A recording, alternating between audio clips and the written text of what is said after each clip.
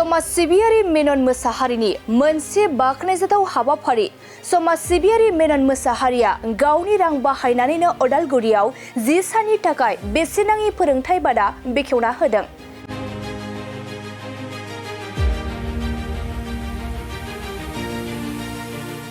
अदालगुरि जिल्लानि सिङाव थानाय सोलोंथाय, गेलेमु हारिमु, हान्थामेला बायदि गोबां बिथिंखौ नोजोर बोनानै गोलाव समनिफ्रायनो जिल्लानाङै गावखौ बाउसोमना अरायसम रायजो राजाफोरजों खौसे आरो लोगोआव थाफाना खामानि मावबोबाय थानाय अदालगुरि जिल्लाजों लोगोसे रायजो नाङैनो सासे राफोद समाज सिबियारि महरै सिनायथि मोननो हानाय मेनन मोसाहारिनि मोनसे सुबुं अनसायखां हाबाफारि।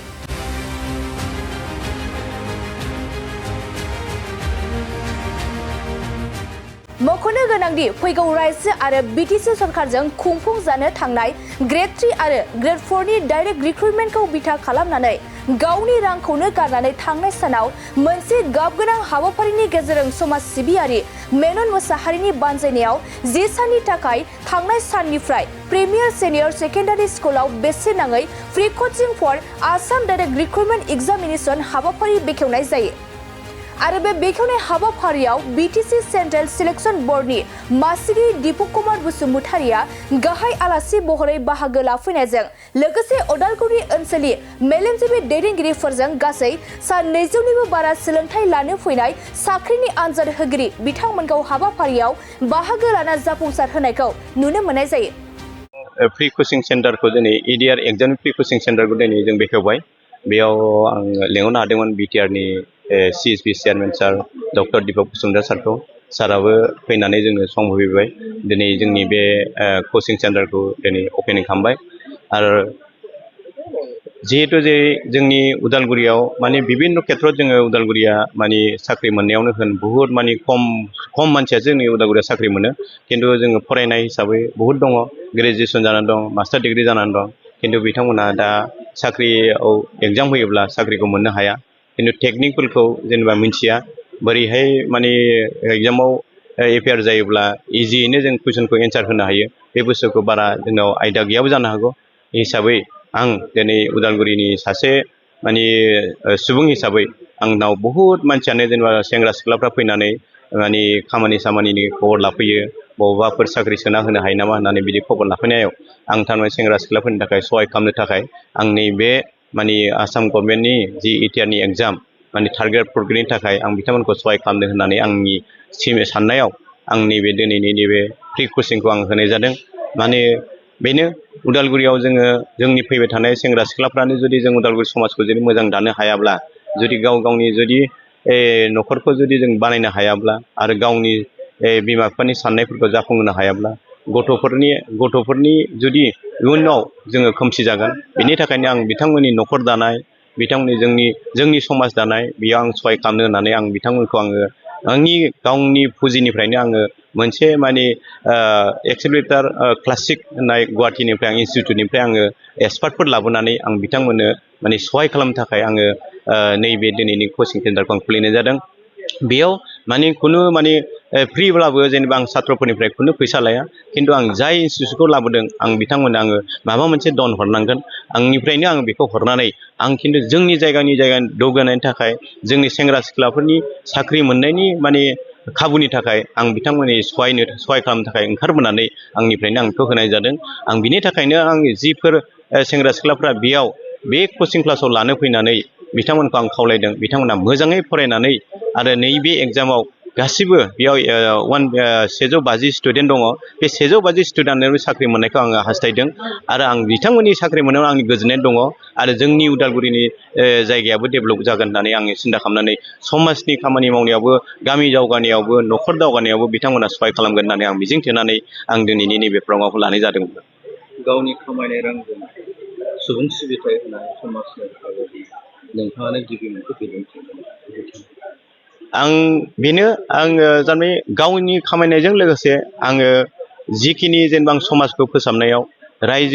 समाज फोसाबनायाव जिखिनि आं मानसिनो सहाय खालामनांगौ आं बेखौ सिगांनिफ्रायनो खालामबोबाय थादों। आरो आङो जिखुनु आङो सिन्था खालामालासिनो आङो जेनेबा रायजोनि मोजांनि थाखाय आङो सिन्था खालामो। आं सिगांनिफ्रायनो होबोगासिनो दं। आं दाबो रायजोनि जुदि दुखु सुखुआव आङो सिगां दाबो सहाय खालामो आरो जुदि जोंनि जाथि दावगानायावनो होन जोंनि जायगानि दावगानायावनो होन बेफोरबायदियाव आङो माने गावनि खामायनायजोंबो आं जेसेबां हायो आङो एसे एसे दिननिफ्रायनो सहाय खालामबोदों आरो आं फैबाय थानाय दिनफ्रावबो आङो आंनि केपासिटि हिसाबै आंनि सहाय खालामबोगोन होननानै आं नोंथांमोननि सिगाङाव बुंदों आरो माब्लाबाबो आं जेनेबा हाया होननानै जेनेबा सहाय होआ होननानै आं बुंफेराखै जि हायो आं बेखौ सहाय खालामना होबोगासिनो दं जाथि दानायनि हिसाबावबो आरो जोंनि जायगा डेभेलप जानाय हिसाबावबो फालांगिरि बिथाङा गावनि खामायनाय रांजों माने खैफोदसिम मोनफैनो थाखाय आरो बिथाङा गाहाय आलासि महरै थारैनो बेयो मोनसे बाख्नायथाव हाबाफारि जे उदालगुरि टाउननि सासे जाखांफुनाय फालांगिरि मिनन मुसाहारिया नैबे हाबाफारिखौ लादों थारैनो जोबोर बाख्नायथाव आरो बेनि गेजेरजों जोंनि उदालगुरि बायदि सोलोंथाइनि बिथिङाव गुबुन गुबुन बिटिआरनि खोथाखौनो बुं गुबुन गुबुन जिल्लानि रुजुनायाव बे एसे फावसायनानै दङ आरो बेबायदि जिल्लायाव थानाय जोंनि जायफोर बिजाथिफोर दङ बे बिजाथिफोरखौ फ्रि कचिं होनायनि गेजेरजों जोंनि गोरिब गुन्द्रानि न'खरनि बे बिजाथिफोरखौ मदद खालामनाया थारैनो बाख्नायजाथाव आरो जों बिनि गेजेरजों बेखौनो मिजिंथिनो हायो जे जि नोजोर आरो थांखिखौ लानानै दिनैनि बे फ्रि कचिंखौ लन्च खालामनाय जाबाय बेनि गेजेरजों जायफोर ट्रेइनि जायफोर सोलोंसाफोर फैगोन बिथांमोना जाफुंसारनो हागोन आरो जाफुंसारनायनि गेजेरजों बिथांमोना गावनि आथिङाव गाव गसंनानै गावनि न'खरखौ गावनि गामिखौ गावनि ओनसोलखौ गावनि हारिखौ गावनि हादोरखौ नायफिननो हागोन आरो बिनि गेजेरजों गाव गावखौनो साफा साफा आइडियाल हिउमेन रिसोर्सआव गायसंनो हागोन जों बेखौनो समाजनि सासे हामलायारिसो जों बेखौ मिजिंथिगोन आरो जों आसा खालामदों दिनै बेवहाय फैनाय बेहाय बे फ्रि कचिं केम्पआव जइन जानाय जायफोर बिजाथिफोर दङ बे बिजाथिफोरा गाव गावनि नोजोर आरो थांखियाव जाफुंसारनो हागोन आरो बेनि गेजेरजों जोङो मिजिंथिगोन जे फैबाय थानाय समाव जे बिटिआरआवबो जे सिएसपिआ खुंनाय आनजाद आरो नैबे एरियाजों बेयाव नङा बेहाय जाहाथे बिथांमोना जाफुंसारनो हायो आरो बेनि गेजेरजों बे एचिभारफोरनि जि लिस्ट ओंखारगोन बे एचिभाराव नैबे सोलोंसाफोरा नैबे बिजाथिफोरा जाहाथे एचिभारनि टप लिस्टआव जाहाथे जायगा मोननो हायो बेखौनो आं इसोरनि खोथा आर'ज गाबो आरो बिथांमोननो आङो हामलायथिखौ बावहरो गोबां रांखावरि गोनां सुबुंफोर दङ फालांगिरियाफोर दङ नाथाय सरासनस्रा बेबायदि खामानिखौ मावनायखौ जों नुनो मोना नाथाय बिथाङा गोबां बिदि बिथिङाव समाजनि खामानि मावो नंगौ बेहाय आरो गोसोनि खोथा थाबाय दहाय सासे जोंना आलासि बिथाङा बुंदों जे उदालगुरि टाउनाव गोबां थाखा फैसा गोनां मानसि दङ नाथाय थाखा फैसानि थफ्लाया गिदिर जानानै मा जादों गोसोआ गिदिर जानांगौ गतिके बिथांनि मावनायनि गेजेरजों बेखौ फल' खालामनानै गुबुन गुबुन रां रुफा गोनां फालांगिगिरियानो जाबा गुबुन बिथिङाव आरजिनो हानाय थाखा फैसा गोनां मानसिफोरा जाहाथे बिथांनि जि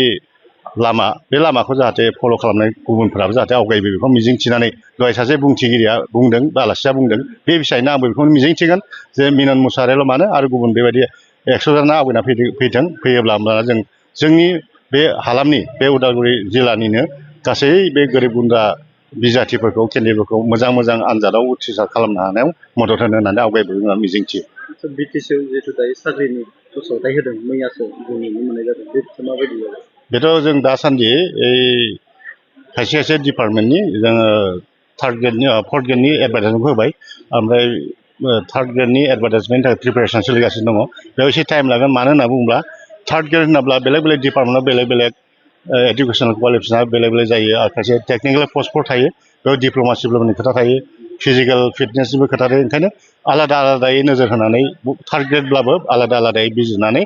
बबे केटागरियाव माबायदि क्वालिफिकेसन नांगौ माबायदि फिजिकेल फिटनेस माबायदि डिप्ल'मा नांगौ बेफोरखौ गोबाङै बिजिरना नायनांगौ जानायाव बे थार्ड ग्रेडनि पस्टखौ बे एखे डिपार्टमेन्टफोरनिनो बे थार्ड ग्रेडनि पस्ट एडभार्टाइज होनाय एसे टाइम लागोन नाथाय बावैनो जोङो मिजिंथिदों सप्ता खनसेनि गेजेराव जों बेखौ होनो हागोन